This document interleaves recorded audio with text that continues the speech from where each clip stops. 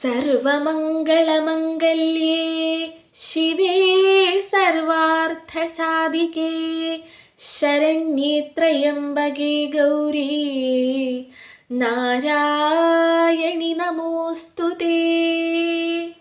ഹരേ കൃഷ്ണ, ജയ് ശ്രീ രാധേ രാധേ.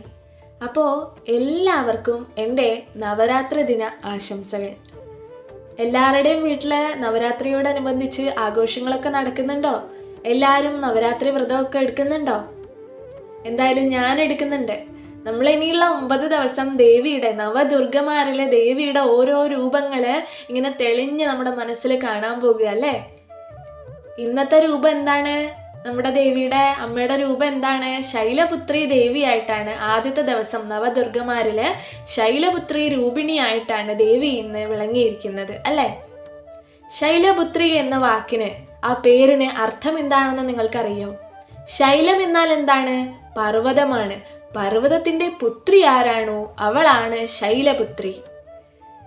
ദക്ഷയാഗ സമയത്ത് സതീദേവിയുടെ ദേഹത്യാഗം സംഭവിച്ചപ്പോൾ സതീദേവി പുനർജന്മം എടുത്തിട്ട് പാർവതി ദേവിയായിട്ടാണ് ജനിച്ചത് അല്ലേ. അപ്പൊ പാർവതി ദേവിയുടെ മാതാപിതാക്കൾ ആരൊക്കെയാണ്? ഹിമവാനും മേനാവതിയും. ഹിമവാന്റെ പുത്രിയാണ് അല്ലേ ആര്? പാർവതി ദേവി. ഹിമാവതി എന്നും കൂടെ പാർവതി ദേവിക്ക് അങ്ങനെ ഒരു പേര് കിട്ടിയിട്ടുണ്ട്. അതുപോലെ തന്നെ ശൈലപുത്രി എന്നും. അപ്പോൾ ശൈലപുത്രി രൂപിണിയായിട്ടാണ് നമ്മൾ, ആ ഒരു രൂപം ധരിച്ചവളായിട്ടാണ് നമ്മൾ ഇന്ന് ദേവിയെ ആരാധിക്കുന്നത്. അപ്പോൾ അർത്ഥം മനസ്സിലായല്ലോ ശൈലപുത്രി എന്ന് പറഞ്ഞാല്.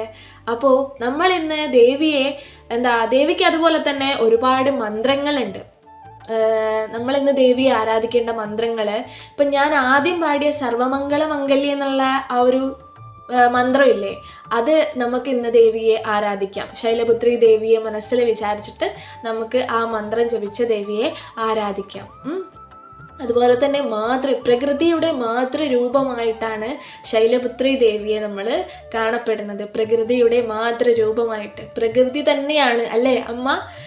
അപ്പോൾ ദേവിയുടെ മറ്റ് നാമങ്ങൾ കൂടെ ഞാൻ നിങ്ങൾക്ക് പറഞ്ഞു തരാം. സതി, ഭവാനി, പാർവതി, ഹേമാവതി എന്നിങ്ങനെയും